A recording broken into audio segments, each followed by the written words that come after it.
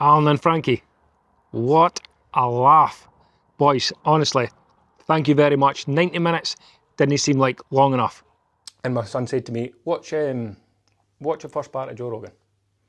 And if you watch Joe Rogan or you listen to him, he comes in mid-conversation. Where was the podcast? Joe's good at he was that. I watch him quite a lot. So who's the other boy who does like sort of crime stuff? Is it James English or something? Seen him? He does like all the gangsters and he was mentioned as well. He comes into that kind of thing as well. And that the boy that was on Dragon's Den's doing well. Does podcasts too? Aye, right. He now does podcasts, and he interviewed Louis Tomlinson for One Direction. It was quite sad, and he was asking him like questions like his mum and stuff like that. It was good. It was a good watch though. It's difficult to know how to go about them. I wouldn't know where to start, and you know what? But I've got the utmost respect for people like yourself who do them, because I wouldn't know where to go. And to be quite honest, see, like, despite being like a performer and stuff and playing on, I'm not really good at sort of talking much, really, you know, or that's why we leave it. You know, like, no, I mean, I'm all right, but I don't know, I kind of quite, I don't know, I don't want to say it, no shy necessarily, but you know, not at all, but I don't know, I just see, you know, I've got a lot of time, I've got respect for people like yourself to do this. I could talk for fun. Aye. Do you know what, it's easy on the radio shows, like see when we've done like the Care Sound and that. Yeah. Because there's no camera on us, so we can just chat away organically. There's no camera on us, so it's quite easy when we're doing radio stuff. And are you wearing like headphones and everything as well? We've got cans on and that, and we're sitting there in the booth, and there's nobody. It's just you getting asked questions, but you're just pretending there's nobody watching or listening. So it's good. Mind I went up to Heartland FM. I had to do 2 tracks live, acoustic guitar on the radio, and I thought they were going to kind of like edit it and put it out, and they didn't. It was like live. I'm like, what? Yeah, I wasn't prepared for this live. A real live. I wasn't. But I'm getting found out here. The studio was absolutely roasting, right? The studio was roasting. No, it was freezing. And what happened was, my guitar went out of tune the first song, right? Because Lee, our drummer, listened to it, and he's like, oh, you might have tuned it. I goes, Lee didn't even fucking start that. My guitar's got a built-in tuner. And I says, I tuned my guitar, I better tune my guitar, because they never tell me it was live, right?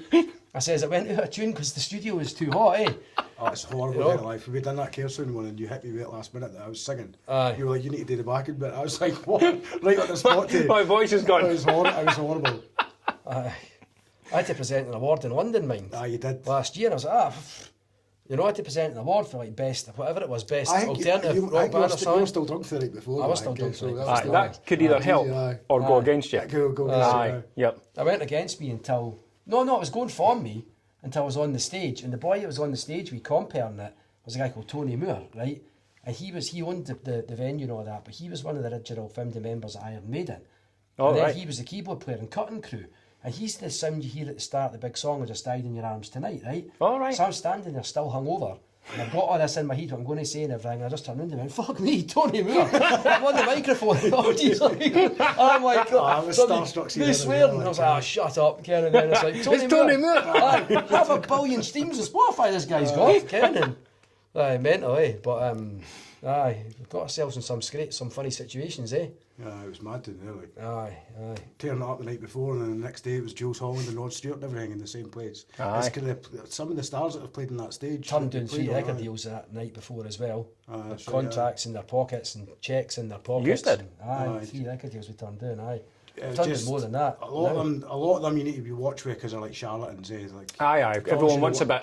Aye. There's no money in music now, not at all. See, I was going to hear that conversation with you as well. Aye. No, honestly. This is good. This is really good. We turned them down. One of them says to me, and we'll talk about this and stuff, I can talk about this till the cows come home, but one of them says to me, remember, HX Records, Fred and that, he goes, question, how'd you get on with the rest of your band? And I knew it was coming. Aye. And he's got lawyers with him, and that lassie for Belgium was there, like the secretary and that. And I was like, well, considering one of them was my brother and they're my best mates, pretty good, how? He goes, and I knew it was coming. How would you feel if we offered you a contract? And I went, aye. Because I write the songs, right? Don't even necessarily, if they sign me, need to get me performing them. Yeah. They could get other people to buy the rights to my songs and all the rest of it, get younger folk performing them, whoever performing them, don't need to pay them, a salary that comes with a pension royalty as well. And things like that, and royalties. Makes sense, right? Because nobody's got money now. And if you could get me in the studio with session musicians, paying session musicians 50 quid a day, instead of having yous on contracts. Yeah. But I was like, and I honestly, man, I went, well, I tell you, No bother, the sport I says, aye, no bother, you still doesn't ken you, eh? And I was like, I says, you can take that contract, you can stick it up your arse. And all his lawyers were like, I says, are we done? Are we done? And Lee said to me, you should have took it. I goes, I mean, really? Really? Yeah, but listen, why are you in music? You in to make money, or you into just, you got a lifestyle or whatever, because some people would follow the money. The best thing that could probably happen, I don't mean the best thing that could happen to me, but the best thing financially that might happen to me is, it won't, but it might, if somebody came along and says, look, you're getting on a bit, I like your songs, I'll give you a job as a songwriter. Aye. I see if I said to him, I'll tell you what, see if you pay my mortgage off, give me more salary than what I'm on now, Aye. and a share of the royalties and the rights and a pension, I'm done, fine. But that's why it's a hard game. It's a hard game. game. So it's a young man's game being in a band. well, no, it's not really, because you're just slaved out, and that's why. So see, like for instance, I felt heart sorry, and I still do, for Noel Gallagher now, right? I don't feel sorry for him, he's multi-millionaire, but he's tired, right? They just did that massive comeback tour, and we were it. And as soon as it was concluded, he's right back on tour again with the High Flying Birds, because this isn't just a case of two brothers reconciling anymore. Liam Gallagher signed to Warner Music. Noel's owned by Sony. You do what you're told, and you go where you're told to go. The thing with them is, though, they were already famous, so that's why if you're at a certain age and you've already been famous, you can borderline keep it up. I feel like nowadays you need to not really have much else on, and you can just jump, put your gear in a van and tour. That's it, and that's why. That's what I meant. Is that a lifestyle choice? Do you know what I mean? No, isn't it? It isn't for us. We always grew up in like a musical household. Not that anybody else in our family played instruments, right? But there was always music. My mum and dad loved music and stuff. They weren't gig goers because it was like the 80s and that, and people didn't have the internet and phones to find out what's on and that. And well, dad did go to a couple of gigs and that, but anyway, that kind of thing, right? So we always grew up listening to music.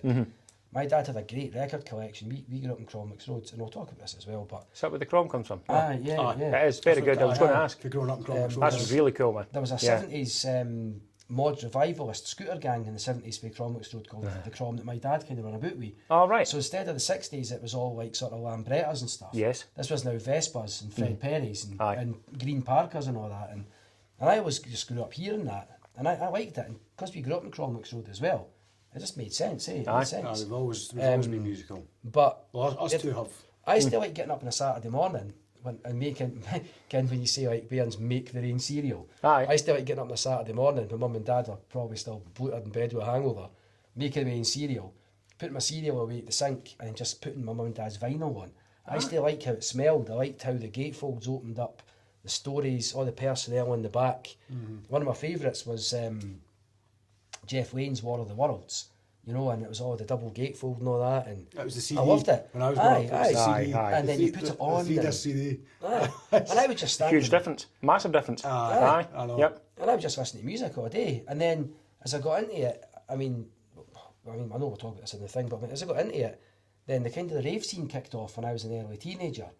So I was into that for a while. I was an MC and everything, but my mates were DJs. Aye, I was an MC. When you're Newmarks and everything else. I MC'd. I'm sure I remember MCing for Carol Cox one time in the venue when it was the Windsor.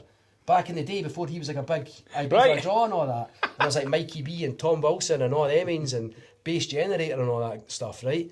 And then, but then the big thing for me was I was always still at my music. And then Oasis and that broke about 1994. Aye. And I got their first album. I got their second album for my 16th birthday. And it was just, I need to get a guitar. That changed everything. I need to get a guitar, aye. And then I started listening back to mum and dad's records and that again, and the Beatles in particular. And it just unlocked so many doors. It was like a second summer of love. I think for me, that's certainly where I got it from, was from you. Aye. Growing up, because I grew my hair out and I was dead. But no, when we lived... it's a good fashion thing. Aye, when they come out. Yeah. So we're kind of born and sort of raised in our youth in Craigie, but then it was Letham pretty much since. That's what I remember, Aye, for Letham, being a Letham boy pretty much all my days since, but growing up in Garth Avenue, when you used to have your band we were teenagers in Letham. These literally have their setup, the drum kit, everything, amps in the living room. So my mum and dad would let them just rehearse in the living room. So Garth, next to the Wishards and that? I was right above the shops, aye. Ah, you were there? Oh, were you? The point being above Aye, the very tippy. good. For years, Right. aye. And in our oven room, we used to get the police shutting us down every Saturday. Aye. You can't hear a full band in that fucking oven room. So it was like forced upon me, because that's all I Aye, hear. that's all you've seen. So Aye, I'd yeah, come yeah. down and I'd be like, I want a guitar, and then comes about 8-year-old, I think, when I got my first guitar. Oh, and I right. played The Drugs Don't Work by the Verve, and Yeah, his pals were like, well done, me man. What, you could play it? I could play it, I could Aye. play it. He taught me it, aye. Right. Guitar, Did aye. you take to it like a Dr. Water? Aye, none of us had lessons on that. Not Not, lessons. No, self-taught. Self-taught, aye. Right. Yeah, self-taught. The good thing about self-taught is you actually create a style as you go as well. You Well, do, aye. aye, the Yeah. thing is, I mean, we created a style that, this is one of the things, It's a groove, it's just having the groove, I think. It is. Yeah, That's the yep, way. yep, yep. nobody can see who we sound like either. And it's just because we've got that many different influences, you know, so many different like everyone, I influences. think. But when I'm self-taught, I play piano and everything, play loads of instruments, and I've never had a lesson. And then my wife, it really annoyed my wife. She's like, she goes, I really want to learn an instrument. She goes, it's like kind of learning a second language, right? Aye. Says, aye, it is, aye. She goes, I've always wanted to play like Scottish fiddle, so I went out and I bought her this really nice fiddle, right? Then Really showed her nice how to play it. well, so what happened was, she wouldn't let me play it, right? Right. So I says to her, look, how about I tune it for you, right? And all the dubbing on the strings and all that, and I tuned it.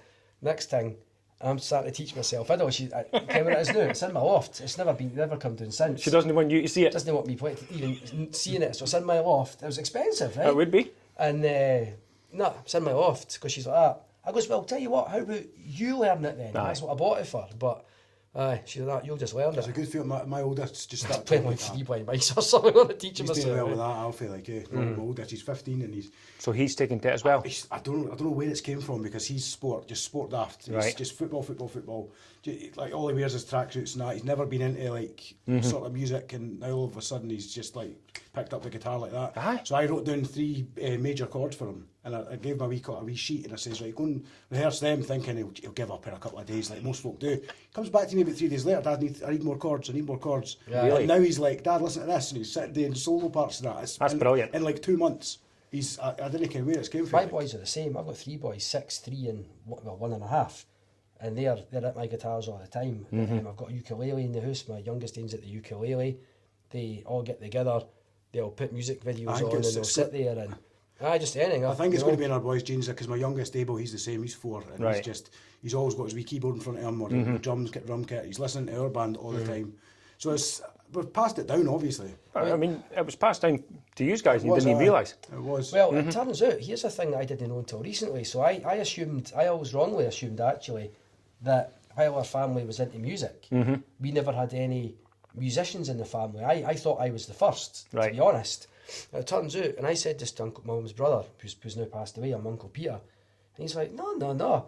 He goes, my granny, my maternal grandmother, all her brothers and sisters were apparently severely musical. Oh, right. Auntie Lala and Jean could play the piano. yeah. Aye. They can, George was a great accordion player in bands, pre-World War II bands and all that. Come back for the war in bands, with big swing ragtime bands all about the place. So it turns out, from mum's side, loads of them were musicians. I didn't know that until recently. Eh? So There's obviously a thing. Must be a thing, aye. Aye. Yep. So see, when you started early on and you picked up yourself, yes, did you form a band then? I formed a band in my haste before I could even play an instrument. All right. Just got a few of your mates involved. Aye, well, what happened was, the first thing was actually, I used to underage drink down the 208.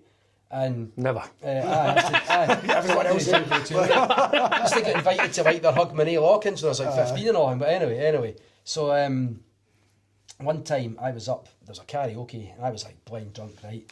And I got up and I sang like Michelle by the Beatles or something. But I was always I was at Perth High School, right? But these guys for the academy that were like 2 years older than me, Ian Hutchison, I don't know if you know, do you know Hutchie and all that? Ian Hutchison, carpet fitter, Yes. in bands, New Madrids and all that. Yeah. So these guys that are at the rival, in inverted commas, because we weren't rivals, school, 2 years older than me, are all sitting, staring at me, right? And I'm like, oh fuck, I'm going to get battered here. Like, and then they all approach the table, and I'm like, oh no. And they're like, aye, listen, we've just started a band. I'm like, all right, that's cool. This is my first foray into music. Uh-huh. And they're like, and they're all standing there. I goes, that's cool. Can't sort of put my head down. I'm looking for a singer. I was like, all right. All the best, And mate. they're All the best. You daft cunt, we're asking you want to be the singer. I was like, I thought you were going to kick the shit out of me. And then that was it. And then that was my first band, so I was just a singer. But I got quite frustrated because they weren't... They were just learning their instruments as well. But I was always writing lyrics. I was good at English at school. I was always like creative writing and stories and stuff. Right. My teachers used to always get on to mum and dad, praise me for my writing. So I was writing, I suppose, what I now know as songs, but poems then. Poems, yeah. But I couldn't play an instrument. So I ended up, I left that band. I started my own band, like Joel and CJ and Donna on drums and all that. Was that Trooping It? Yeah, I booked us into a recording studio in Glasgow in 1996. Centre City Sims recording in Glasgow. We never had a bass player, right? But that didn't faze me because I says, right, I'll get a bass. So my granny went down to the bandwagon. That's right, you did play the bass first. My granny went down to the bandwagon, got me a bass probably on tick or something, right? You know, or paying it up or something for Pete Caban. Joe Robertson taught me a couple of things on notes in the bass. I learned it myself. And I went in and I was then the bass player and the singer, having never played an instrument in my life. And then I progressed just to I picked up guitar and any other instrument I could get my hands on. I just, you know, and then I became quite prolific as a songwriter, not just a singer who wrote lyrics, you know, independent of other folk. And that was it. Just kind of fell into it like that. Just because I like music anyway. And this happened to me in the 208 that night, and then that was it really. You know? We've been in bands ever since. Have you? Flag, the first band. Well, aye, and then we were in together was Flag. Yeah, and then that we were doing well, and then obviously then you get older, you get married to bairns and stuff. Right, we just got back into this band like 2000, you know. You speak about it like it's yesterday, man. Well, aye, you know, and well, aye, 6 years now, eh? 2019, you mean? Well, 2019, right. sorry. Yeah. I'm like... Oh, no, sorry, 2020. You said it so casually, I'm like... Aye, sorry, mate, aye. You did say it so casually, aye. Just got back in this band in the 80s, eh? 15 years ago. It's only 26 years ago, I say. But, I'm like, no music. It's been a while, I think it was 2006 was Flag, because you Yes. said to me I'm needing a bass player. And I could play an acoustic guitar. I wasn't even much of a guitarist, but I could play a guitar. It was all right. And then I remember I was like, oh, I don't know much about bass. And you were like, oh, just give it a go. I'll show you. You'll show me, aye. And I wasn't as good then. I'm a lot better now, but I remember it was just basic, eh? So I thought I'm going to need to kind of make it my own, because when I watched loads of videos at study bass players, I seen that they were quite like stand in the background. They didn't really do an awful much. They're quite boring looking. Yeah. And I thought, how can I kind of make it a bit more exciting? So jumpstart. I kind of move about a bit. I'm kind of use the whole neck and that. I'm up and down at the neck. Oh, very good.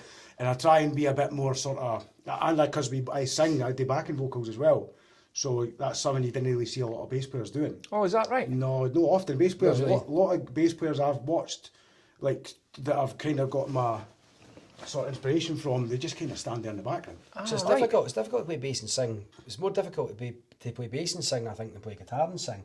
Because when you're... Is that right? Aye, because you're doing single notes as And opposed to it's more strumming. kind of intricate, you know, because So you're the using all bass your is kind of fingers. like the rhythm section, bass Very and drums. good. It's all Fingers there and all locked the in. fingers there. So It took me ages to learn how to sing and play bass. Ages. Right. At one point I didn't think I could do it.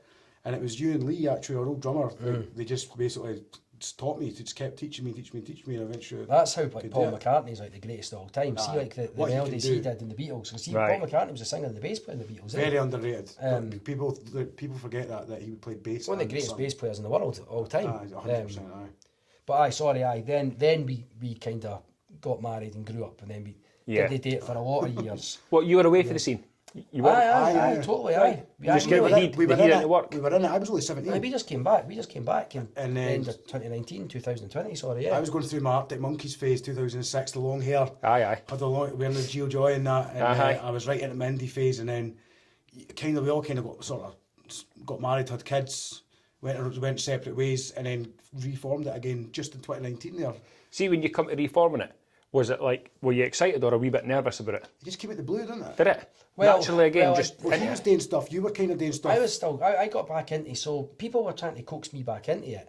And then I ended up going to and doing like open mic nights and stuff like that. And people were and then people were like getting me, and I ended up folk at my work and that. I was going and I was singing at folks like retiral dues and birthday parties and everything.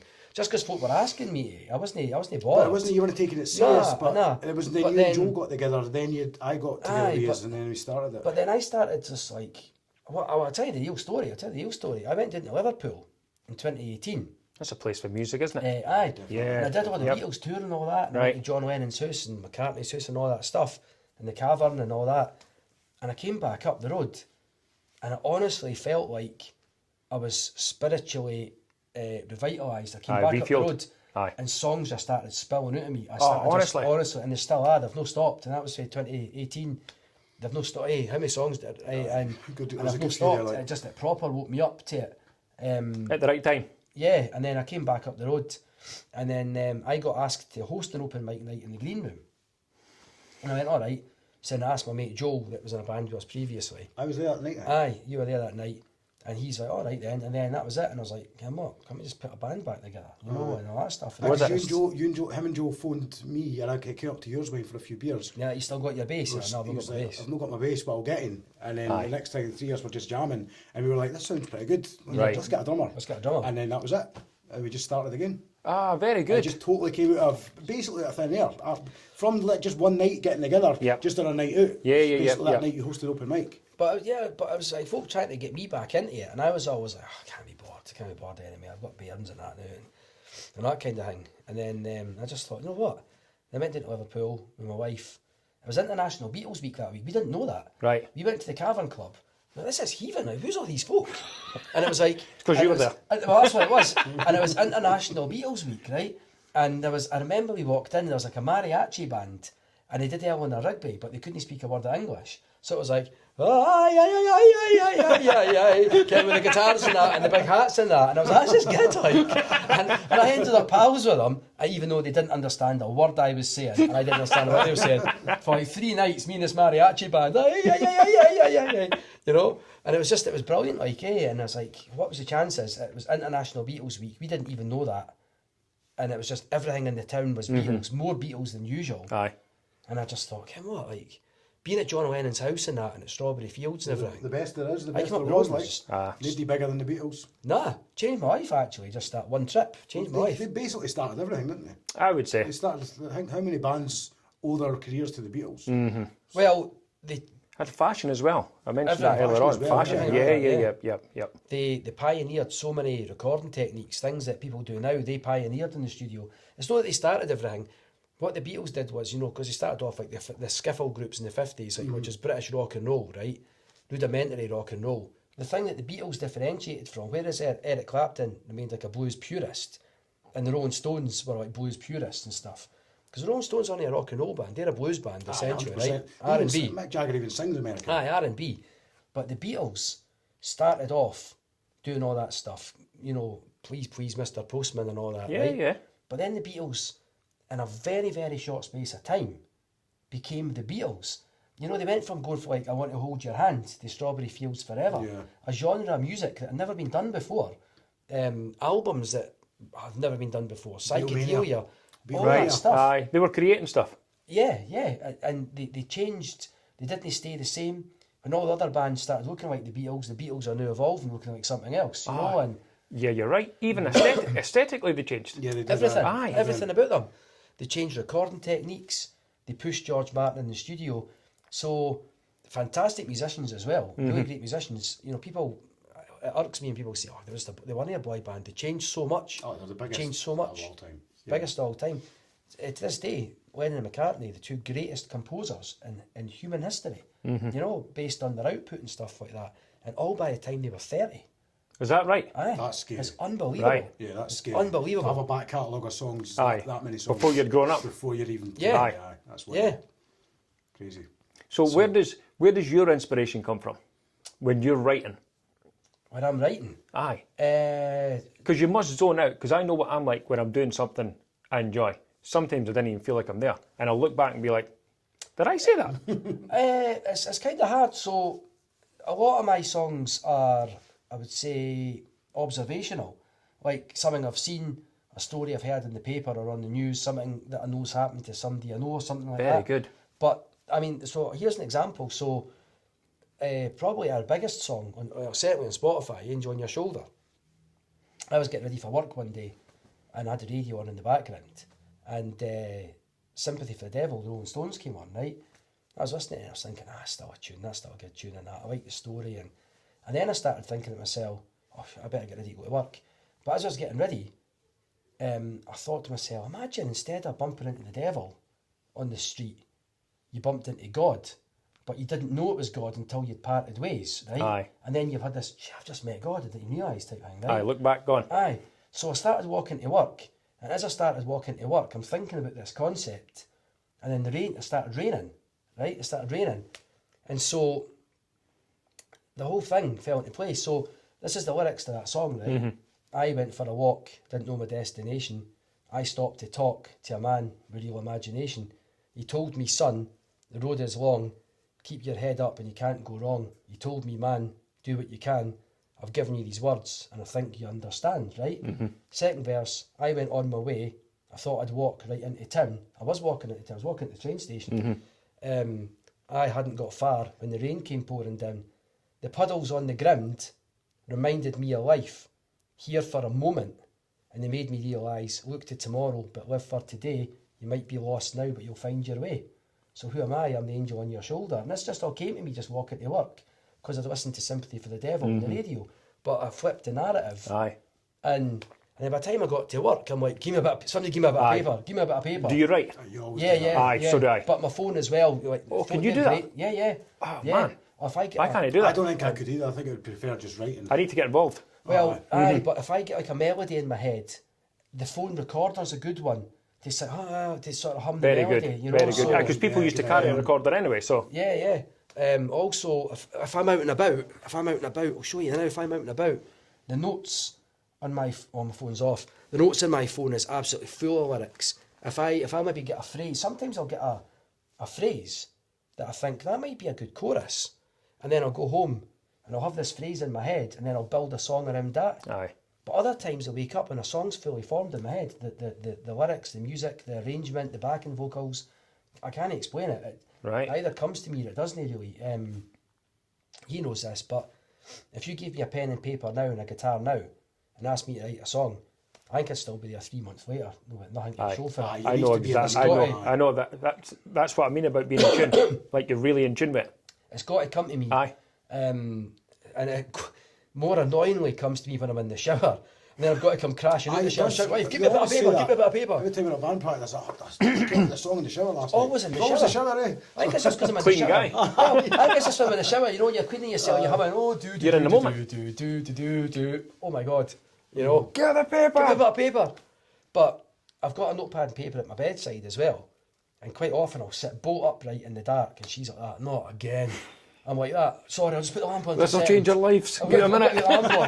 But so I don't know. I don't have a process as such. In fact, it's almost disingenuous, I think, to call myself a songwriter because I don't consciously write songs. You don't make them up. That's what you're getting at. And then even when I listen back to them, I'm like, I can't even remember writing that. I mean, I distinctly That's what I mean with doing the content. Yeah. the angel on your shoulder one. But you know what I mean. You look back on it and you think, I can't even mind doing that because you're that kind of In the zone. that wrapped up in it. So it's funny, like, because I've won a lot of awards in that now for songwriting, and I almost kind of chuckle. I think it's almost disingenuous because I don't know if I'm a songwriter Aye, I or get if that. I'm a conduit for songs. I don't know. You know, so A middleman. Maybe, A middleman to thought. But then I've always had an imaginative mind according to my Again, teachers. being creative. So What's funny is, I think my daughter must have been, well, we were still at 37. So what would she have been like? Maybe primary 3, primary 4 or something like that. She had to do a poem for school. I was offshore at the time. And it was first thing in the morning before I was going back down to Forfar. And my wife's like, she needs to do that poem. She's not done it yet. And this is what I'm talking about being in tune, right? At that time, I was doing a lot of reading, spending a lot of time on my own. So you kind of get to know yourself. So I said to her, give me the paper, I'll do it. And I just made up a poem there and then. And she won the competition. Now, didn't get me wrong. I'm not saying I'm a poet by any means. But she won the competition that the school sent away and it come back and it was in a book. Brilliant. but Feeling like I was in tune. Do you know what I mean? But you know what as well? That's interesting you say that because I read a lot. I like a real lot. Yep. I love reading books, actual books. Even now, like, I still like the vinyl. I still like getting a new book. Right. And smelling the book Aye. and holding it in my hand, I right? don't know what that is. I like it. It's a weird thing. Like I've got one. you always feel like you're this is a bit weird. weirdo. We're at the library. I'm reading. It's Bairns. It's my Bairns books. It's wee story books. Like, that smells brilliant. Man. Well, I'm reading. With chip and kipper. Aye. That's it. Give some of them pages at you. Well, I'm reading in the new called The Last Witch of Scotland, and it was the boy. What was his name? Was it Philip? Not Philip. No, it wasn't Philip. No, aye. Well, I can't remember. I just forgot his name. He was in Waterstones, and my wife was in getting a book for my son, and this guy's here just doing book signings, and she's like, I'm going to buy it. And poor guy was there, no much interest. She bought a book.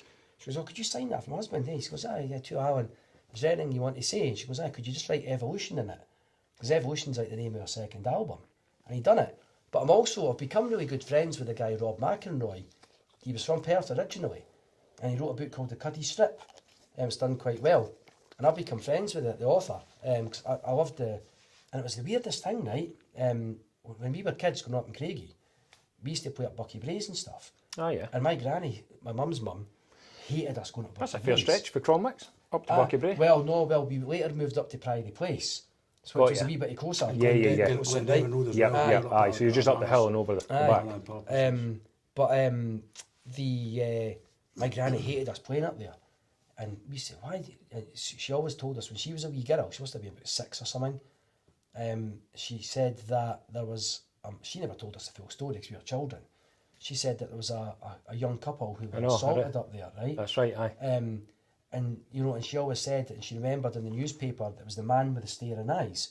And that's all she said, right? Mm-hmm. So this Rob McElroy writes a book about this. It was a murder in 1935, a murder and a rape. I remember reading about it. And this guy wrote the book, and the only other person I knew about that was my granny. That didn't like us playing up there because of this. So I'm like, I'm getting that book.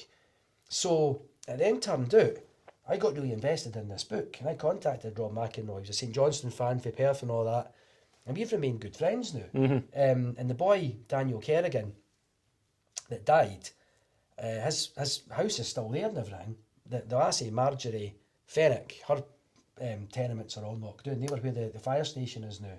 There's tenements all there. That's right, yeah. They're knocked down now. And but the boy, Danny Kerrigan, his house is still there. And I went down, I took a photo of the front door, and I sent it to Rob McElroy and all that, and we just got speaking in that, and he's a really good guy. He's written another couple of books. He's got one out in the called Barossa Street as well. All right. Like a sort of true crime thing. So he's As a in good guy. referring to Perth? Yeah. Aye. All his books are based in Perth and that, yeah. Right. Perth's prolific crime writer, eh? Well, yeah. I mean, the Cuddy Strip is based on the actual event in 1935, but he's obviously taken some artistic liberties, but not much. He's got all the historical records. He's got all the... Aye, because they were having a picnic or records. something like that. So people used to go up in court in the Cuddy Strip, Aye. which is if you go up, the back path, can you back up Bucky Braes? Yeah. Right at the top, there's like the Joe Carriageway Bridge. That's right, you can go underneath you it. go underneath there and go up. And it's like a popular area in Perth for couples to go courting away from prying knives, courting. right? Aye, courting. Aye, but so they were sitting up there, and this guy appeared. Well, she said these eyes appeared in the gorse bushes, and a shot rang out, right? And the boy Danny pushed her to one side, and then a second shot rang out, but it caught him square on in the face and chest. He was killed outright. So she starts running back down towards Cherry Bank. Yep. Because there's a police phone box down there at Cherry Bank, 1935. I remember the old phone box was there when you were at school. Aye. They're a bit skiving up that way at the back of the bank. When the well was there, remember the well? Aye. There was a well, he could dive in and get all the pound coins in it. So, but as she's running, this guy tackles her to the ground and sexually assaults her, rapes her, eh? Wow. And so I went to court and everything, and she picked him out at an ID parade and all the rest of it. His name was John McGuigan, but they never ever got him conclusively for the murder. Oh, right. He got 10 years for the rape. He denied both, but they knew it was him because she pointed him out and all the rest of it. But he was a notorious peeping Tom. He worked at that Kirkton and Mailer farm. Like, true story, he worked at Kirkton and Mailer. And he had what they called a spyglass, which was a telescope, right? He used to go and spy on all the young couples courting up at the Cuddy Strip. Right. That's what he did. So on the night, the shooting happened about 10 o'clock at night. Summer's was night. it? Right. 10 o'clock at night. They said that they were sitting in the clearing and the academy clock tower chimed 10. And then that was time for them to go back home into the town. Very good. So just after the academy clock chimed 10, he gets shot and killed and she gets assaulted, right? But in the morning, the farmer for Curtin Miller says to the boy McGuigan, "What have you been up to, McGuigan? Where were you last night with your shotgun?" Because he knew you had a shotgun. And John McGuigan says, "I heard about that." So the farmer says to him, "Where's your shotgun?" "Oh, I disposed of it because I knew people would blame it on me. Right. I never had nothing to do with it." So that shotgun's still up there somewhere, never been found. Wow. Oh, right. Never been found. Wow. And because they never had the shotgun and they never had forensic evidence and nobody seen him doing it, the best they could get him for was the rape. So Was they the 10 years lassie. for that. But he never ever got done for the murder. But they knew he'd done it. Knew he'd done it. He broke into, oh God, is it Aberdalgie House out that way? Aye, good. Aye. Yep. He broke into the house and he stole like this expensive silk handkerchief that came from India. And when the police went up and they found the boy Danny Kerrigan dead, he had this silk handkerchief over his face. Oh. But they got the boy McGuigan's fingerprints for the break-in. So they tied that in, so they knew he was, at the very least, they knew he was there. Yeah. Because it was his fingerprints on this handkerchief. They tied him to the robbery, but they just couldn't conclusively pin the murder on him, eh? Right. So that's interesting, right? But you got 10 years for it anyway. For 10 years. And that shotgun, well, certainly the barrel's still up there somewhere. One of the new houses will be built over the top. Aye, no doubt. Aye. That'll be Yeah. under somebody's patio. Don't want to find that. Aye, yeah. But the big tree that's up there's like a big oak tree that's up there. And somebody went up the metal detector and the pellets, the first shot No we missed, way. were all embedded in the tree and that, eh? Oh, wow. Aye, for 1935, aye. So you're an avid reader then? That's your thing? Yeah. Aye, yeah. You retain information quite well, aye. Oh, I read. And that's the thing, James. I think it's a thing that not enough people do now, I think. You know, Aye. I get my boys to read all the time. There's the knowledge that's, the Bannock Street preacher said it, libraries gave us power, now everybody's got a library in their pocket if they do so choose. Aye, but no one uses it like that. No. Doom scrolling, man. No, it's just doom scrolling, eh? Doom scrolling. You know, our attention span now is like half a second. If you didn't get the hook right in the first place, you're gone. It's the same with That's everything, it. like Aye. Netflix and that. It's Aye. killing movies. Like you used I to know. go and rent a movie at the weekend, one film or two films. I know. And that was it. You looked forward to that. You would take it out, rewind it, give it back. But Yeah. now, because you've got so much to watch, how many times do you find yourself actually searching for a film rather than watching a film? I That's spend right. time searching. Aye, very looking. good. You're right. It's so You're true. right. I spend My wife goes to bed and that, because I'm sitting there going, I'm just looking for something The to worst watch. thing you She's could have like, done "Ah, is fair give enough." us information at our fingertips. Living this age of information, we've got so much. I know. And it's almost like, I don't know, it's too hard. I think It is too much. information It's meant- actually, we've got that much there that we didn't use it. Aye. I honestly think information meant more to people when you had to go and look for And it, work for you it. know, and work Aye. for it, Yeah. and because you kind of coveted it, you're like, I've found this out, Yeah. Whereas now you can find Everyone's too anything, impatient now. Mm-hmm. That's it. And that's funny, we're talking about information and doom scrolling and all the rest of it, because you guys are obviously in the music industry a wee bit, and it's changed. Like you say, there's no money. No. The kids are coming up with YouTube and all the rest of it, and just blowing up talentless. I know, wiping people. Talentless. I know, it's crazy. Yep. The people, especially, so at the age group, so like my oldest, you would ask, and he's quite knowledgeable, he knows a lot of stuff, but not just him, but his age group, would say to them, who's Celine Dion, who's Tina Turner, Aye, who's aye. Madonna, and they've got no idea. No. No idea, but then they'll say, oh, I know who like Jake Paul is, or Aye. or who's the other guy, KSI and that. Yeah. And that's their heroes. That's who they look up to. Folks just sitting playing FIFA. Prime and all the rest of it. Aye, Prime and that. Aye. It's mental. Now, It's crazy. when we were younger, even though I didn't come from a musical background, right, I knew who the Beatles were. Yeah. And Celine Dion, is the same age, if you would, with the kids and the Beatles as we were back then. Yeah. And yet, Bairns have got no clue who she is. Exactly. Do you know what the thing is now though? It's industry plants now, right? That's a term you maybe hear. K-pop and that. It's So just dominating. and that Aye. young blood geezer. So that young blood guy was like a Nickelodeon kid. Aye. And that Sabrina Carpenter was a Disney kid and all that, right? And then that young blood's dad was in the music industry. Now they're heralding him as the new Ozzy Osbourne. You're like, That's right. you were a Nickelodeon kid. You're playing a character, and you've won a Grammy. Know what you won a Grammy for? Covering Ozzy Osbourne's changes. You won a Grammy for a cover. But then the Grammys, I don't think mean a lot now, like that much to the big stars. Like I know I've heard Eminem say that before. Yeah, he's like, you won't see me at the Grammys. Yeah. Just it's, because it's a lot. It's fixed, I think. It's all fixed for the faces of the industry. Well, they've signed contracts, just like you were talking about. They signed a life debt. So they have to. Exactly. So they have to. Yeah. Sign it early on, and they've got to stay with it because they own nothing. No. You know what I mean? And as soon as they don't turn up, everything's gone. Now all of a sudden they've been up to no good. They've almost certainly been at a Diddy party. They've been up to no good and that, you know what I mean? But it is, I mean, how do you guys get your music out now? So there's aggregators now. So there's like companies like DistroKid, CD Baby and stuff. So they're called aggregators. You don't pay them much, not much at all really. It's like $20 a year or something. Right. And then they put it. They're American. Yeah. Right. So they're kind of like a middleman. So then they distribute it to like all the streaming platforms like Spotify and iTunes. Because we're on every digital streaming platform: Amazon Music, Apple Music, iTunes, Spotify, whatever. You know. There's another one come out that had the sole intention of being better for giving money revenue to the artist. Bandcamp. I thought it was a great idea. Bandcamp isn't people's go-to jam. No, you know? Right. So they're actually offering more money, so people will. Turn up. So they're offering more money to the artists, which is great. But people aren't going to sit and say to like their smart speaker or Alexa, put Bandcamp on. It's similar to the rent and movie sort of theory we were on about there. Right.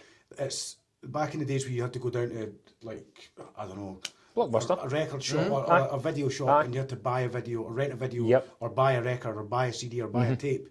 And that was like gold dust to you. You would look after, you would cherish it, and you would play it through. But they were selling physical copies. But now, because it's so easily accessible to everyone, people are just, if I'm getting it for free, what's the point in buying it? I know. You YouTube it. Exactly. YouTube it. And I am guilty of that as well sometimes. I think we all kind of are in a way. Well, you have to. Sometimes, yeah, totally. I could sit here and say, no, I would never do that. But I've been guilty of it as well. If I hear a song and I'm like, when it used to come out on iTunes, I would say, I'm not going to buy that. I'll just get it. Just wait. I'll get it off this. I'll just wait. Aye. And I think that's what's wrong just now. It's a saturation as well. If you think about it, from a consumer's point of view, what is that? What is Spotify now? $12.99 a month or something? Is it that? $12.99 a month? I'm not sure. You get everything for every decade, every genre you want. No, just music either. No, just anything vocal. Yeah. And the thing is, and because there's like such a saturation, there's more content now being created in a given day than there was like the entire 20th century. Like, you know. That's funny, isn't it? You know, it's mental. And because there's such a saturation of stuff, and people's got short attention spans. Nothing's got value. Nothing's got value, and everything's there. Yeah. So it's difficult to cut through, you know. And that's why, like, all these kind of big stars and that now have got to be more outlandish at the awards, turning up with like just about make lays on. Nothing on, dressed like demons and making it like they're. To stay relevant. Yeah. Because that's what it's all about, relevance now, isn't it? Yes, exactly. I remember about when Pete Doherty and Baby Shambles was quite big, and I was really into indies, and I bought high top Converse, which were big obviously when we were younger in the 70s and 80s, but then they went away and came back. I know, I remember getting a pair. Exactly, everyone did. So I bought these high tops, and we all went on holiday to Magaluf, a boys' holiday, and I got ripped apart for them. Every single person ripped me apart, and then 2 months later, everyone's got them. And I felt like, it made me feel like shit. Like, I know. I was like, all right, I'll take them off. And I'll go barefooted. Then everyone's wearing them. I know. It's mad, like, all it takes is just a wee bit of influence, and that's it. That's what it's all about, influence. And you'll get that through writing. See if you can write the right song. That's what it's all about, influence. Because I remember when I was younger, I was never into music. 1998, 99, all the small things about it. I thought I stormed along.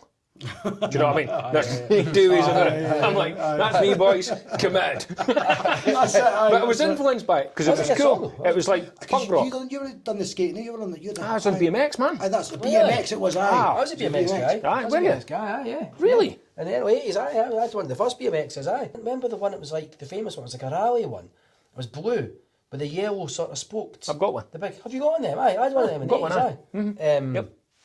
I tell you who was brilliant. There was a guy called Alan Williamson, he got called, his nickname was Corky. Right. He was honestly fantastic, like, the stunts that boy could do and everything, and this is pre-skate park days as well. This is North Newton we're talking about, man. It's just the BMX park game, that's it. I'll tell you what this was still the Perth Mart days before all Rayburn Park and that. We would sneak into the market. Right. And, like, in all the cattle pens and stuff.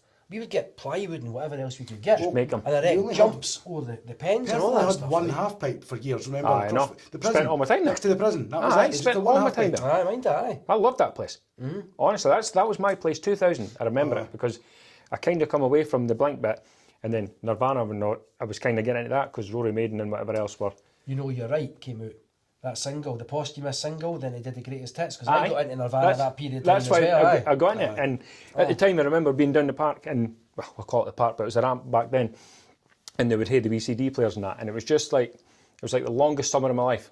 Just brilliant. Everyone was wearing trousers that 10 folk could get in. That's right. Aye. For me, I remember I was a big fan of Jackass in like first and second year. And I remember I begged mum to buy me this. I was like 13, 14. I said, I want a skateboard because I was like Bam Margera and that. They were cutting about these. I know. And they made it look so cool. Tony Hawk was it? Tony Hawk was huge. So my mum, And Bam was on it. That's right. Aye. So mum went away and bought me. I can't remember what the shop was, but it was next to what everyone wants, which is now Highland Home Store across the Thames. It was a wee skateboard shop. Aye, it's where the chiropractor is. Aye, that's It was right. a- it was a I skate- can't remember the name yet. No, nor can I. But my mum went in there and she bought me this skateboard and I got this custom grip and it was really smart. And the first time I took it out, I thought I'm just going to roll down the hill and I put my hands under it. And I got my fingers caught in it and that was it. I tore to shreds. And I was like, crap. I went and came home crying, threw it away. I was like, I'm not wanting that. Never been on one since. Never since, not one time. Even my son, like the eldest one, and now the one below him's asked for a skateboard, and I said no because it's not going to handlebars. Do you know what I mean? I said just get a scooter, man. Get a scooter. Aye. They were good times. See the 2000, 2002 into like leaving school. They were just like prime time. Why we were lucky as well, James, because all of us in our age groups, we grew up in a time where we didn't have everything at our fingertips. I know. And we now live in a time where we have everything at our fingertips. So we appreciate the best of both. We remember dial-up. We remember having 4 channels. Yes. And we remember going out and coming home when it was dark. There was and all these things that we remember and like kids take for granted now. Gone. Like we used to see if your parents said to you you're grounded, that meant you're not allowed out. Now a punishment is saying you have to go out. I know. That's You need to it. get them out the house. Punishment is getting them out. Get them out the house. I know. In my wildest dreams, I never thought that would be a thing. Nah. I've got a theory that we're the last of the analogue generation, the first that had our feet going into the digital. We're the last of that generation. I call it the last of the BMXs. The last of the I do. I've referred to it so many times. We're the last of the BMXs. Yeah. Aye. Very true. Aye. Yeah. I've got a rotary phone in my house, right? And I could not believe my wife had never had one, right? Because my wife's 12 years younger than me, sorry. And I grew up with them. I had phoning round and all that, right? And then I remember when they came out, they still looked like that. Yeah. They had the buttons, the buttons instead within of it, the that's ringer. right. Then everybody in their dug got these slimline, they were cream coloured phones that obviously got a second phone in their kitchen or up in your top lobby or something, right? Or and obviously, you've got 2 phones in your house. You were posh, right? aye. But these slimline ones, and I could not wait to get rid of these ringer hangs. And I've got one of these ringer hangs in my house now because my wife never Mine grew up as with well, them. when you had the dial-up, it was Blue Yonder internet. And Man. when I could hear it. And if somebody was, God forbid, like, put the phone down, get off the phone, I'm trying to go on. Can't get the internet. I'm trying to go on rotten.com. Or steakandcheese.com. It was when our youngins knew when they even came what the word modem is. Nah, I know. That wasn't that long ago. Can you remember modems and that and dial-up and all that stuff? No, but they're moving at a million miles an hour now. Aye, they're like my boys they're brilliant kids, man. I'm so proud of them. They two, they're so alike, but they're so unlike at the same time. Like, so like, Alfie's kind of he kind of knows he's older. He's oldest one. He kind of knows what. Like, he's got good values instilled in him as well. And Abel has as well. He's a little gem. But he'll, like, for example, this is what like that sort of age group. Remember being that 4 or 5 year old and you'd just sit and watch your cartoons on a Saturday. Aye. And it was cartoons, or you'd watch like a Disney movie, Lion King and stuff like that. So now my youngest, he'll sit on Lion King, I think it was. And it's shorts. He's watching shorts I know. on YouTube. So am I. Aye. I know. So if you say to him, put a cartoon on, I don't want to watch a cartoon. I want to watch like 2 Mexican kids running about in like a house. We're like, it's mental. Or somebody, casting like Minecraft. Come on. You're watching people play it. I know. Watching people watching it. It's mental, and they're glued to it. I know. Absolutely glued to it. We missed a trick. Aye. We missed a trick. Try to be creative. Fools. You know, we should have just turned up. I know. Aye. Do you know what I mean? Watch tried other it. folk being creative. Aye. Next time you're doing it, let me watch. I can bring my kids. I tried it, just, again, a failed attempt, but when YouTube was first a thing, and I remember hearing about all these big folk on YouTube taking off, and it was just before like KSI and that, but it was just early YouTube. Yeah. And I mean, my oldest still takes a piss at me for this to this day. So I thought I'm going to clickbait folk and give them. I'll put the tag in the video. Greatest video in the world. Wait to see this. I'll get millions of views. And it was just a video of like a hot air balloon taking off at the end. I bet they got a view. 17 years later, it's still only had 200 views. It's got more thumbs down than I've ever seen in my life. And that's been still a view though. 2 decades. 2 decades I put that. And that was clickbaited to hell, man. And it's probably the most miserable video you'll see. I even took the time to make a wee background tune in that. And he still laughs at me for that.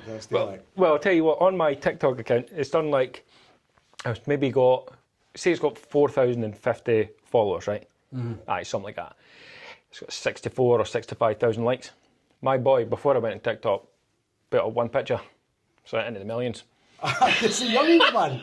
It doesn't make sense, eh? Do you know what's mental, right? So, like, say with my oldest, his age group now, like, oh, this is my pal in school, like, just 100,000 followers. And I'm like, I didn't even care 1,000 people. Where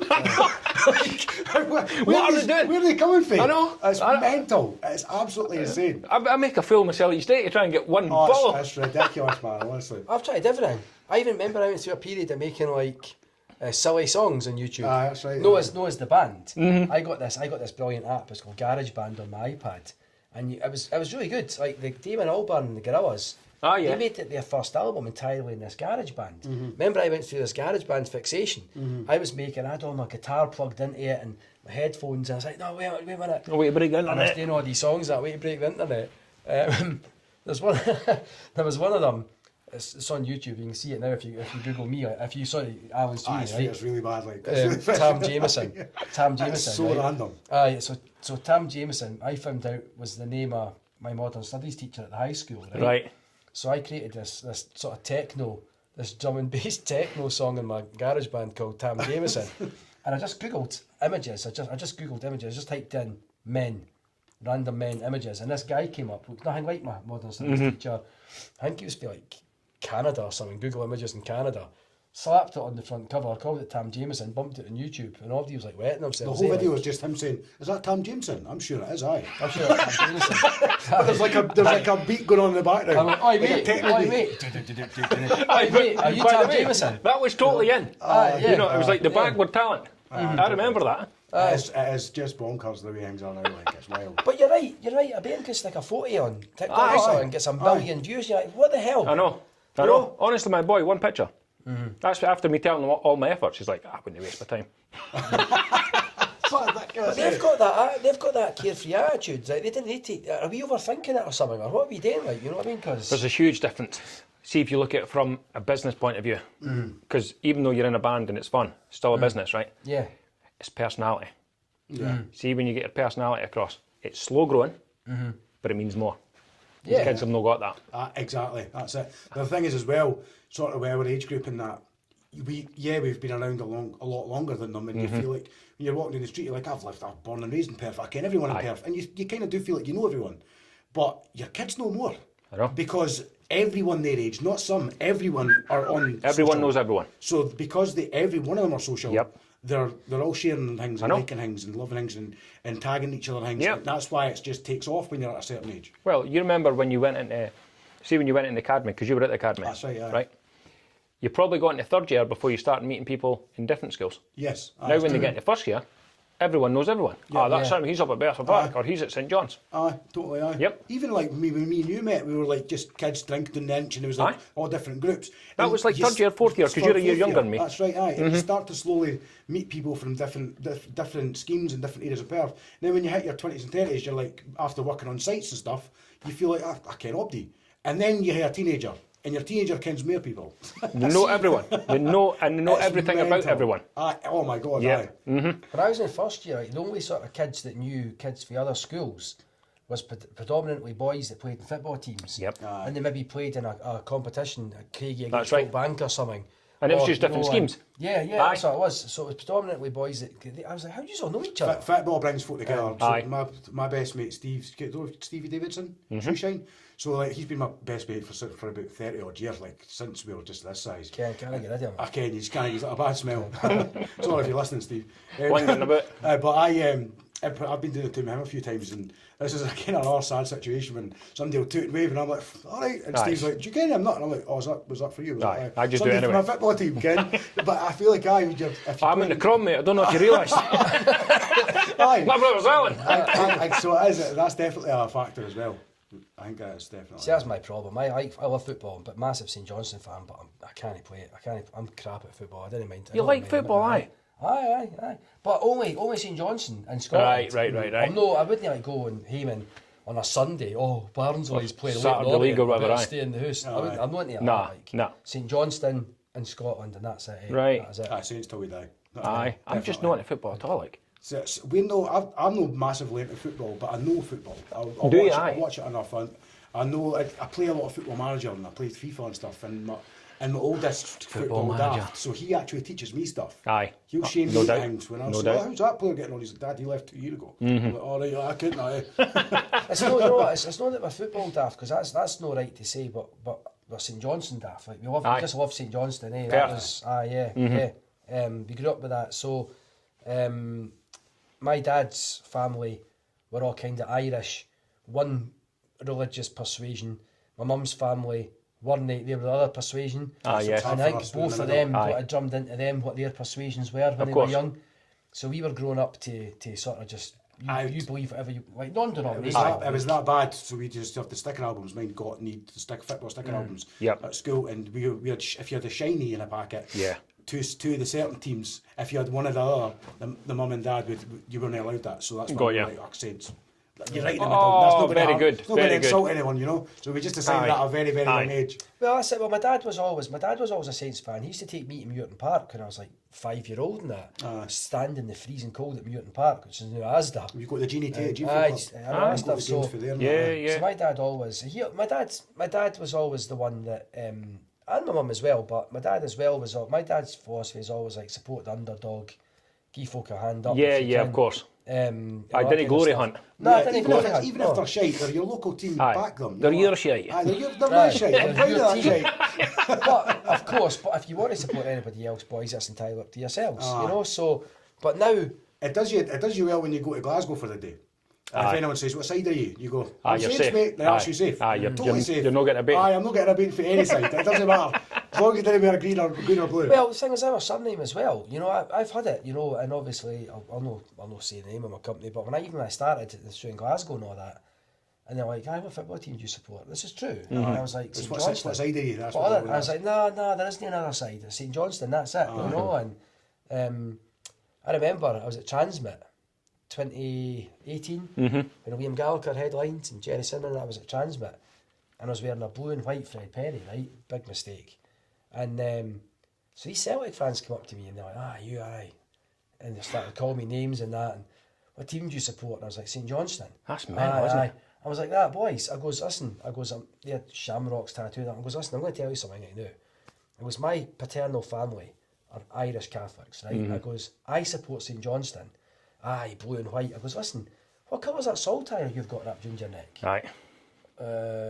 I goes, didn't be doing that, man. I goes, you know what? I goes, mental, isn't it? Oh, sorry, big man. I goes, didn't be sorry, boys. Just didn't do it, you know, because it's a way of life. It doesn't mean through that, there. you know. And it is. So now I'm just going to wear like pastel colours, neutral colours, or white t-shirts next time I go through your A. But it's just crazy, this, man. Yeah, I know. Crazy.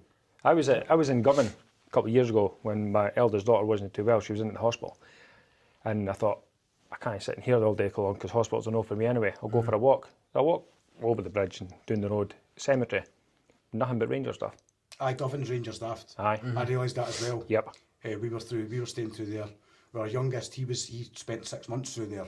He was born with like severe heart and liver problems and stuff. So he had to get open heart surgery. And me and my wife, we ended up staying in like a family hostel thing through there. Roland McDonald, it was called. That's right. It was right in the edge of God. Is that what you stayed? Did you stay there? No, I didn't stay. I just went in and out every day. So you use it, so how amazing is it? I think the setup through there is just like nothing else. Amazing, amazing. I can't fault them. I can't thank them enough for what they've done for us. But it was right in Govan. Aye.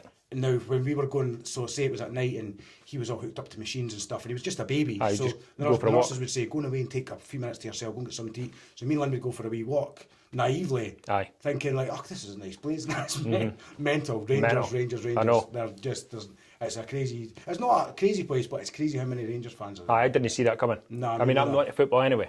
you know, so I didn't wear anything that would like signal that. Aye. But when I walked in there, it was just honestly just Rangers daft. Aye, it's bad. I tell you what, the nose bad through there. Like you would think you would be seen. You couldn't wear a Celtic top through there. But we used to go to the Asda, which is right across road for Ibrox, because it was just next to Queen Elizabeth Hospital where our kid was, and we'd go to the Asda like almost every day and get our lunch and then go back. And you would see folk with Celtic tops in there, right outside Ibrox, and they're all cutting them out in the bar and quite friendly enough in that. It's just if you're no for there. Well, that's it. That's it. But you know what's mental? It didn't used to be like that. At the turn of the 20th century, you know, the opposite teams, they all worked in factories and they'd get together at lunchtime and friendly rivalry and everything. It's after all the events of like 1916 and that again, and you know. Is that not where Iron Brew derives from? Is that not something to do with the workers were all turning up still pissed for the night before? So the Scottish like Kevin Crafters. So they says, right, okay, listen, you can't really be drinking and come to your work. So they created like a strong drink. Soft drink to give them very still good. an impression that. So that's how you ever hear Iron Brew. It's got a cheeky wee heat in it and all that. It was meant to be that they still thought they were. It was made for girders. Got you. So it was like, all right, well, it's still half manly, you know. Yeah. You know, so that's how Iron Brew came about. Yeah. So see, 2026, you guys got a lot in the pipeline? Yes. Some pickings in the pipeline that we can't disclose too much yet, but very good. Some big pickings, aye. Excellent. Disclose some, aye. But there's some that we are absolutely prohibited. I'm keeping still. I'll let him do it because just in case you slip I'll end up slipping up. Aye. So the biggest one, well. One of the biggest that you can speak about. That we can speak about is we're playing the Heartland Festival in Pitlochry on the 27th of June. So it's a 3-day event now. Well, the Friday night, Marty Pello's headlining the Friday night. Very good. The Saturday, we're on the main stage on the Saturday, 27th of June. We're on the same stage as Star Sailor, Sandy Tom, the Skids, Skip Inish. Pete and Diesel. No, they're on the Sunday. But Pete and Diesel's playing. I only heard about them recently. They're brilliant. They're taking off. Me and my wife went to see them, the Black Isle Belter, a couple of years ago. She's right into them. They're a good band. They're rooty tooty, like, eh? They are. Get something like. They're one of the ones I can listen to about. Sorry, Pete and Diesel. Was this on? Have you been interviewed? Is this happening right now? Whole time. Was it? Whole time. Right. You let it. I'm editing nothing. Sorry, Pete and Diesel. Obviously, I love yous. They're one of the ones I can listen to about 4 songs and it starts off sounding a bit like Scottish. To me, I'm going to be starstruck meeting Star Sailor. Yeah. I'm going to be more starstruck meeting Star Sailor. But so we played the Heartland Festival in June last year, but we closed the Discovery stage. So, but then they asked us back, so we've kind of moved up for the Discovery stage to now the main stage on the Saturday. So we've got that coming up. There is. Well, I can say this now as well. We're supposed to be playing a festival down in Berkshire in August. That's still ongoing just now. I think I can. Can I say this one about the April? Can I say this? I think so. I think that's because a few folk know about it. I've been messages of folk asking me about it. So St Johnstone Football Club got in touch and asked us to play at their Player of the Year Awards in Perth Concert Hall on the 16th of April. That's brilliant. That's a big for all the backroom staff, the board of directors, that's the players, the man. partners. Putting the 3 course meal on for us. And I'm getting fed too. Sitting with the players like, Simo, pass me a salt. Aye. So he's well liked. He's liked more than like anyone else. He wasn't when he went down, but now they're come back up. He's absolutely loved it. He's a public figure. It's funny as well, because the American owner Adam Webb, I've personally not met him yet, but he seems sound right. But every time you see videos of folk on Facebook and everything, I've just bumped into Adam Webb and Slange or whatever. And he just, every time he comes back, he just looks me like a Scottish drinker. Every time he comes back to America. I've noticed that a lot of the videos. You know what I mean? He's in the boozer like. It's like, he knows the crack. He kens the crack, guys. He's been in Perth for a couple of years. That's how he's fucked. He's building rapport. But no, Adam, if you're watching as well, mate, thank you for buying our club. But he's done great things. He's done great things for Perth. Shop at the foot of the high street. Right there. Yeah. Sorry, time they had that, like, eh? Why not? It used to be back in the grow. They used to have one in Dundee. That's right. And when I stayed there. Where you got your tops before, it was county sports, campus sports. Yep. Which we're just doing there as well. That's right. But it's good that actually, you're right. They were. Slange as well was the St Johnstone Tavern originally. That was the St Johnstone Tavern originally. Right. So you know, he's come back and he's doing things for the community and all the rest of it, and he really is. St Johnstone as well, conversely, are one of the largest, well, if not the largest, football team in the UK that contribute to food banks. See what their drive for contributing to food banks and stuff. Is that right? Compared to every other football team in the UK, St Johnstone's right up there. Not to mention one of the first to bring back drinking at a game. Well, they're trying. They're trying that. So there's lots happening. 2026. We're recording new music as well just now. Yeah, there's a few things on. If these things come to pass this year, they'll certainly be the biggest things we've ever done, ever. Is that right? Yeah.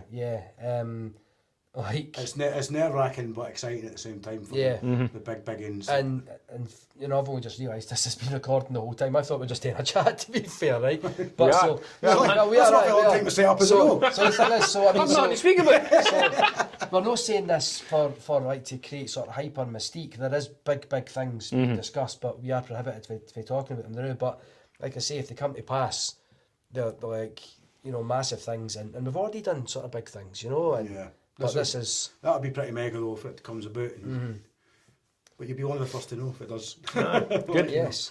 So yeah, I'm recording new music right now as we speak as well. So for the first time ever as well. So we've always used a producer in Perth. He's a friend of ours as well, Dave McFarlane. He's got Teleharmonic Studios down at the Ice Factory. But our drummer has got a degree in music production. And he's got all the equipment as well. So we thought so David's done our first 2 albums. He did our recent EP that we just released in November. And we thought, well, do you know what? Why don't we here go? We've been in the studio enough now. Why not? We know our way around why not? studio now, you know. And so we've now got the equipment and we've got the guy that knows how to do it. So we're getting a bash. And we've done a couple of edits of a song. And it's sounding great, like, you know, it's sounding great. I mean, that's yours. Yeah. Do you know what I mean? That's a pure reflection on like your efforts. Yeah. Being able to finish it yourself. Even if you know what, even if someone's like, I could have done better, doesn't matter. It's yours. Exactly. Do you know what I mean? Well, the thing is, I mean, we've still got options. You know, if we do it and we're thinking, oh, you know what, it's not amazing. We can still take it up to Dave to sort of to fix it and stuff. But it's sounding great, and we're not under any pressure now. We just released a new record in November, so. We're not really under any pressure. I think it's easier doing a take. So if you're under a wee bit more pressure, it takes you sometimes more takes.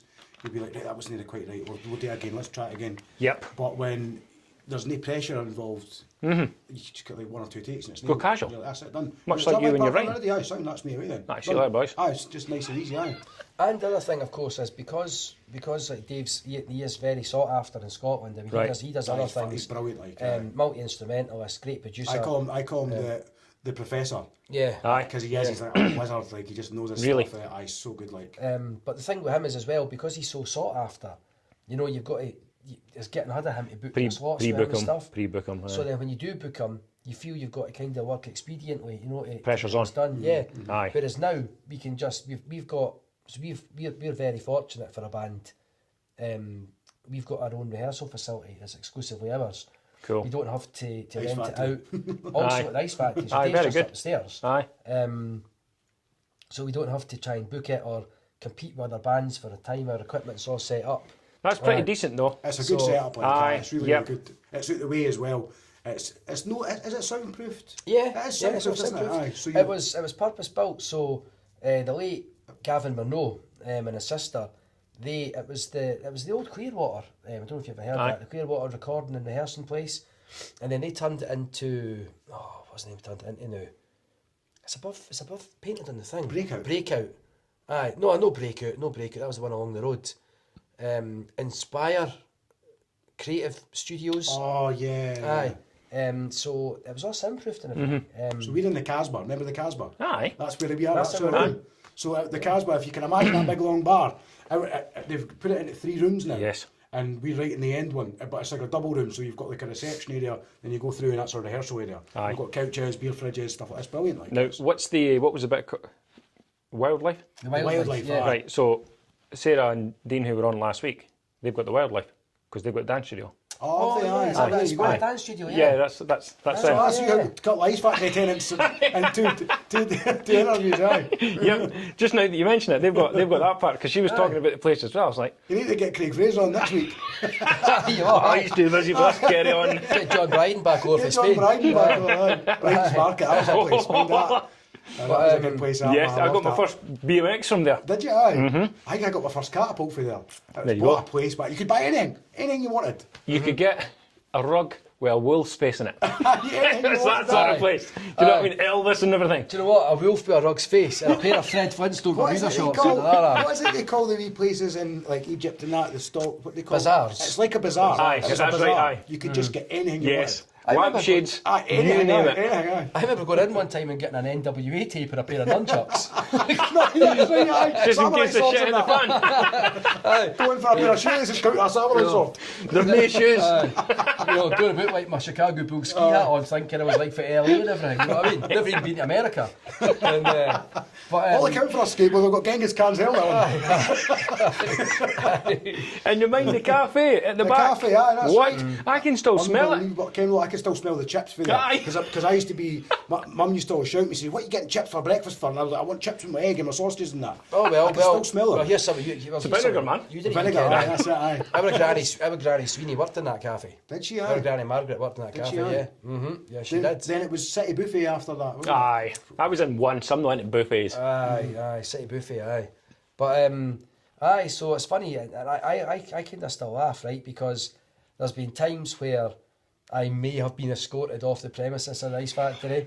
And now Flung it a few times. Here we are, now aye. I've got a front door key. You know what I mean? I know, Put aye. away, boys. I know, it's so funny. I So, don't have a key now. yeah. Now I've got a front door key, and I'm like, you know, so it's quite funny, like. But no, it's a good setup. So like I say, we just gave it a wee whirl, and sort of, so we've got a recording studio, our own recording facility now, and it's It's usually handy. going well. It's worth its weight in gold, like. Aye. Because if you used to have to rent the rooms, and I can't mind off the top of my head, it was maybe say £20 an hour, £25 Right. an hour. And if you imagine going down there 3 times a week rehearsing for 3 hours each time, it would build up and build up and build Aye, up. no, Well, that's aye. if you could get down, That's because if the you other could. bands, of course, getting in as well. Aye, You know, and it was on like, top of that, you're sharing equipment with other bands. Aye. Nothing worse. No, the things weren't working properly Yep. when you went in. And it No one told you either. Aye, exactly. And then you'd go in and you're like, what's that smell and that? Because you'd be had about a million bands in before you. So it's just ours, it's just our gear, so it's perfect. That's It's cool. worth it, like, aye. but you know, like for a band to have not only like your own rehearsal facility that's exclusively yours, and now your own like recording that's all any band wants. You know That's what I what mean? anyone wants. I'm a member of a thing called the International Singer-Songwriters Association, and it's like global. So last year was 25. 24, I won an award. This is like global, tens of thousands of people. I won the Bronze Award for Male Songwriter of the Year, international, i.e. outside the United States. Yep. But last August, I won 2 gold awards. I Really? won the Gold Award for Male Songwriter of the Year, and I won the Gold Award for Emerging Male Artist.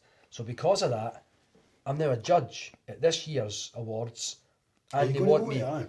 I don't think I can, because it's going to tie in with this festival down It'd in be cool Berkshire. even if you could just Zoom call it or something, because it'd be a good opportunity. Like. Well, it is, but they want me to perform it as well, right? So, but the thing is, well, You're missing an opportunity here. I know, it could be a big one. it could be a big one, but see, because I won the golds as well,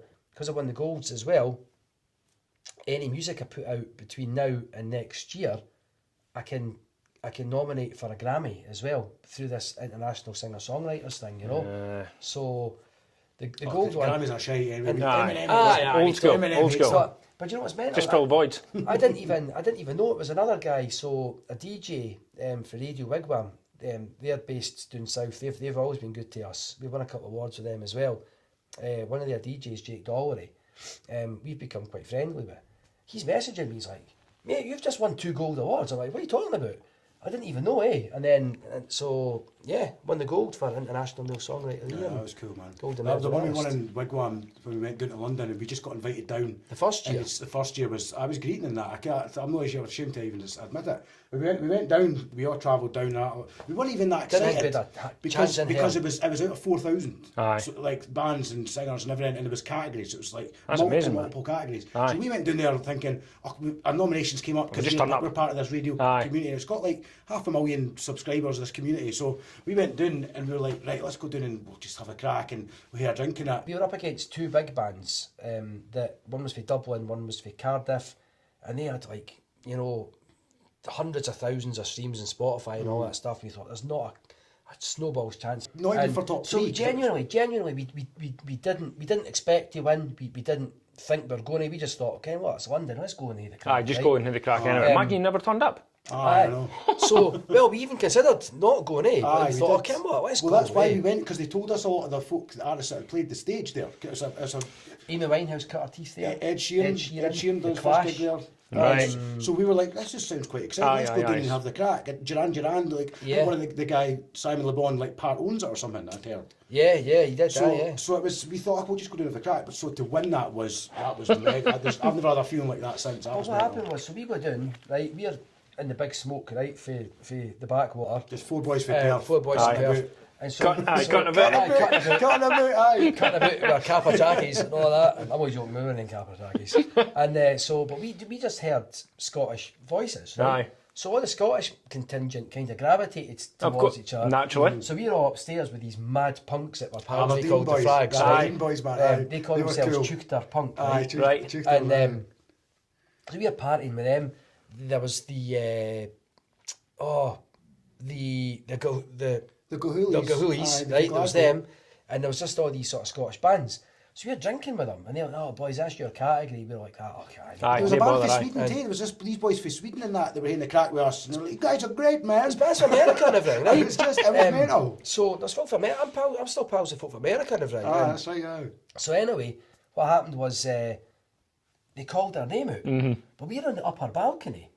So we had to fight our way through hundreds of people. Do you realise who we are? Well, no, I was just trying to get downstairs. But that's what it was hard trying to get you wade through everyone. Because everybody was like patting you in the back and clapping. Oh, really? You couldn't even know who you were. because they were like, that's like. Well, no, just because we were making our way, and there was a spotlight came on us, and it followed you down for the upper balcony. So you couldn't get past the like, oh, well done, congratulations, man, and that. And I was like, I can't believe this. Move out the road. And it you guys rock. I came up, bless them, man. They guys, I think it was the Gahoolies, maybe one of the boys for that band. I dropped my phone in all the excitement. I just launched my phone. Aye. And I was away doing it, and I thought, there's thousands of people here, I'm never getting that back. And bless him, when I went back up, not only did he have it, he'd recorded the whole thing off my phone. Oh, no he was way. like, I picked it up and I started recording for you, mate. And he was like, so I've got it all on the video, and I was like, I couldn't believe it.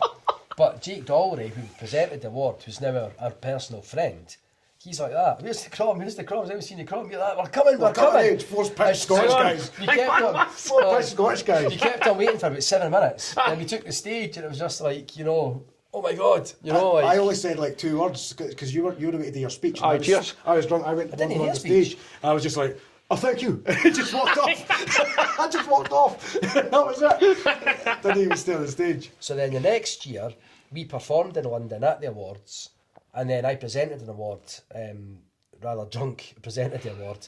And then last January, so I meant to say that. So the first year we went down, we won the best indie rock act. Last January we went down, and off the strength of the second album, we won the overall best band. That was just last January. So that was just last year? That was just last year. I didn't go to that end, but I watched it. But off the strength of that, we won the best indie act at the Lowlands Music Awards in Edinburgh. That's right, and there was like Faye Fife of the Brazils was there. There was the boy John Robb was there. He's like a musician. He was the first person to interview Kurt Cobain. The first person to interview Kurt Cobain, He was the first person to interview Nirvana. He coined the term Britpop as well. He came up with Britpop. Right. So he was you would get him straight away if you seen him, because I wasn't sure about the name, and then when I saw the face, and I was like, that guy's on the telly all the time. I'm like, oh wow. Sort of shaved head with sort of the wee Mohican, but his pals like Johnny Marr and Noel Gallagher and all that stuff. So really nice guy actually. But he presented that award, and again, we didn't expect to win that. That was a black tie event, mind. We ought to go out and buy white tuxedos and that. I went to Slater's, Dundee Slater's, get myself kitted out with a wee tuxedo and that. Slater's.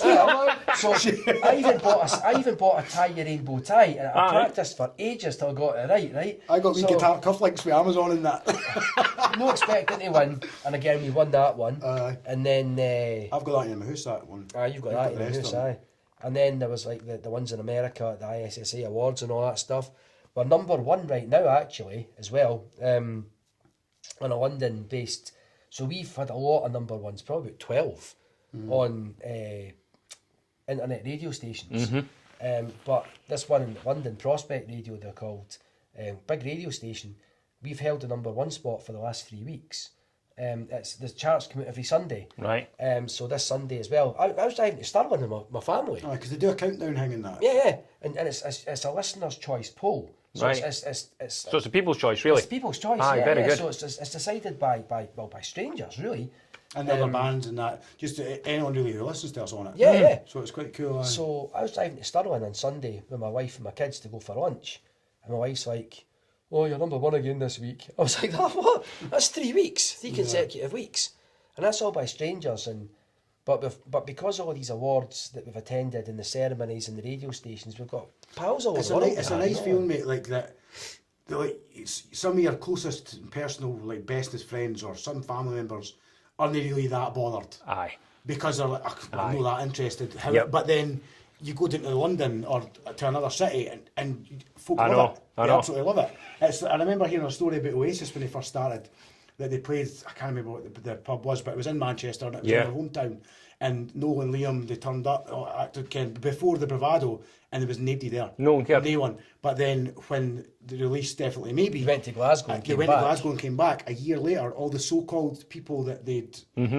Oh, it's brilliant, you guys are doing great in that. And they were like, where were you back then? And it's not similar because we have got good support in that, but there's... I mean, even like some of our family's guilty of it.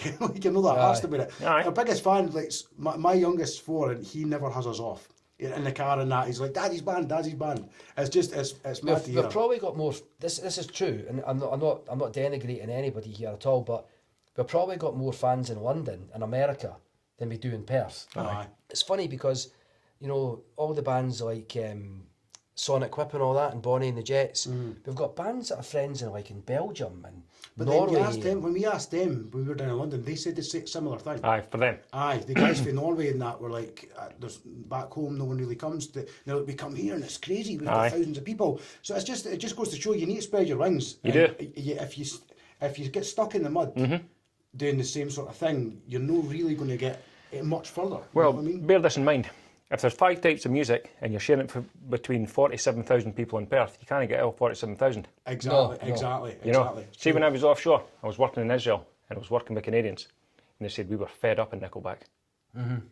Nickelback's playing on Saturday, so we were like, nah, I'm not going to the bar because they're playing. Yeah. They said, and then before you knew it, blew up. They're actually, I think they're one of the most successful bands of all time. Blew up. My missus loves them because everyone has that stigma with a male. Nickelback. Oh, Chad Kroger. My missus Lynn, if you're listening, hello Lynn. She absolutely loves Nickelback. He married Avril Lavigne. I know. He married Avril Lavigne. Is that right? Chad Kroger. Aye. Yep. Wow. And his granny used to cut his hair. I think she's Canadian too. But he was a skater. She is.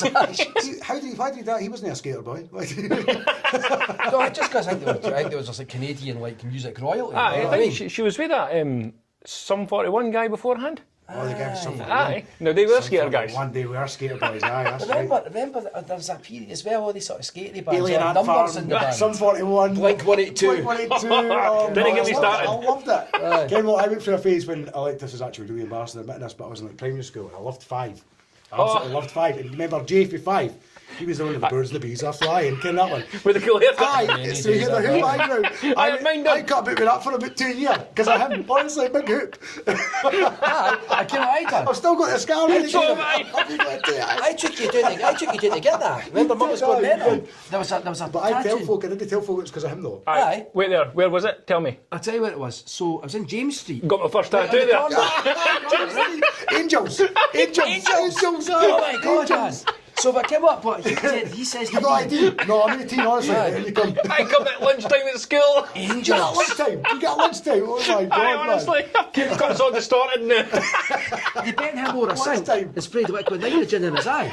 I didn't ken what it was about James Street back in the day. You must have just loved, because then you go across the road to the snooker hall. You'd be like, Frank, he's a pint and a packet of crisps. You're 14-year-old. You're getting tattoos and pints on your lunch break. I was in James Street last week looking at a job.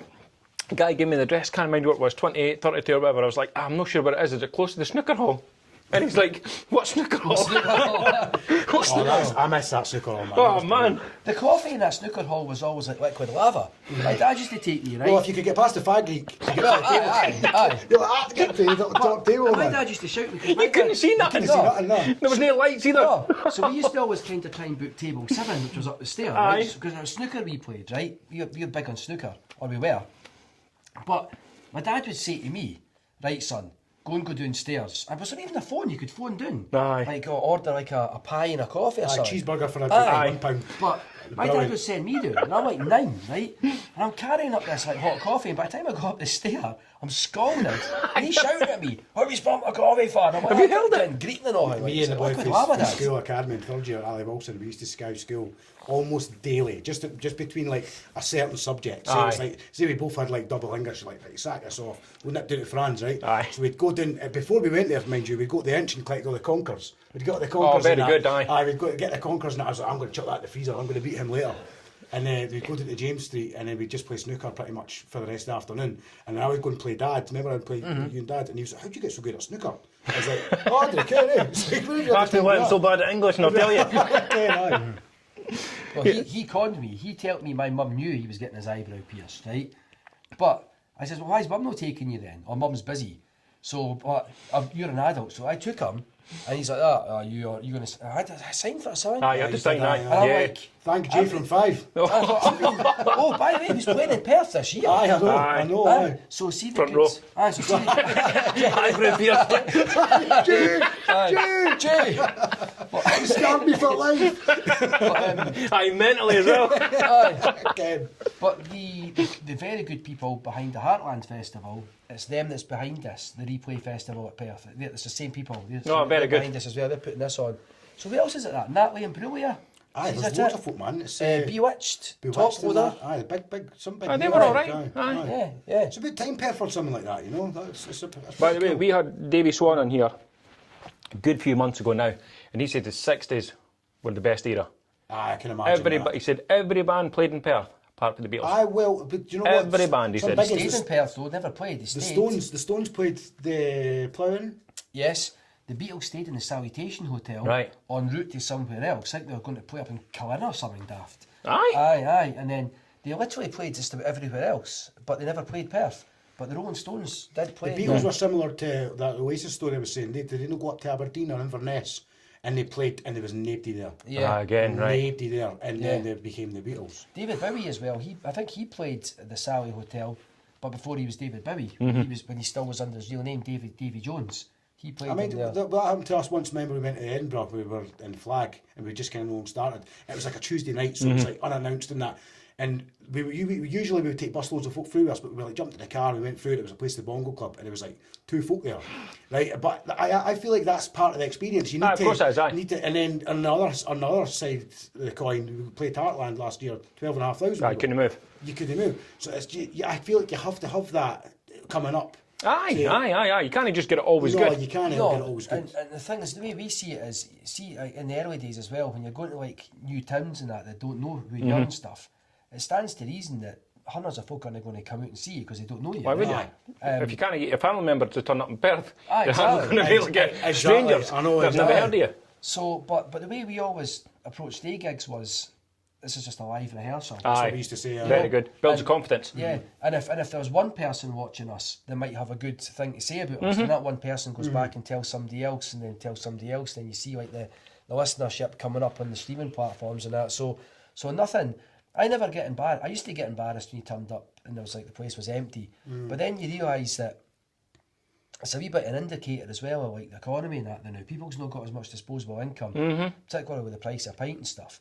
And then you're going out to pay maybe entry money for a price of a pint for a band you've never seen Yeah, before. that's fair, yeah. You know, And it's like midweek. Brilliant, exactly. You know what I mean? Got work in the morning. A good venue that's keeping that going now is Slange in Perth. I know, Davey. Davey Barnett, he's brand new, man. They're really supporting like bands and that as well come through. Davey and Laura, they're getting wigs up to young performers and they're so giddings, man. Like quite right. Palliamo and that, have you heard of them? They're absolutely brilliant, man. Right. Just young laddies from Perth, and they're absolutely fantastic. They're a brilliant band, man. Really good. Just Perth boys as well, just doing their own thing. But again, similar to us, they're no just sticking in the same thing. Palliamo are playing everywhere. Oh, good. Because they're the same as us, so you could go into it. So I remember I went into Slange and the lead singer, Jack was playing in Slange, and there was folk were there and that. There was folk just potting about, just taking their dinner and that. And I was standing up the front watching. I was like, brilliant, mate, brilliant.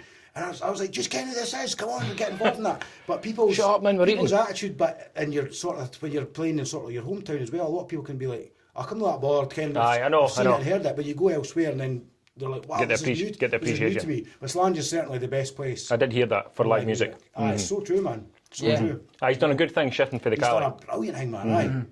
You needed to, you used to do the live music in the Cali, but obviously it was very limited for space. Yeah. I did a couple of acoustic slots in the Cali and that, you know, and they were always great. So I'm glad he got a bit more It's good space he's brought it back to that, because remember it was a Scaramouche and it was heaving. Yep. You would get your bus to the Ice Factory for there. That's right, and it was jumping. And then it changed to the Tavern and it went a wee bit quiet. Different style of name and that. Different style, a different clientele. It became a bit more upper class, if you will. And then the Tavern closed down, and then we thought everyone's thinking like, they need to do something. And Davey comes along and saves it. Absolutely saved it. The place is jumping, man. I love it. You've got to love the place, Perth. You've got absolutely. I wouldn't live anywhere else. I love it here. I've said it quite a few times. It's given me everything I've lost and everything I've gained. Everything you've gained. Me too. And there's something about living in a small town community where everyone kens each other. The only thing I would say that's happened to Perth, it's become almost like Los Angeles, the traffic on a Saturday. Just forget about it. You're better on a bike. Where did all the extra folk come from? I don't know.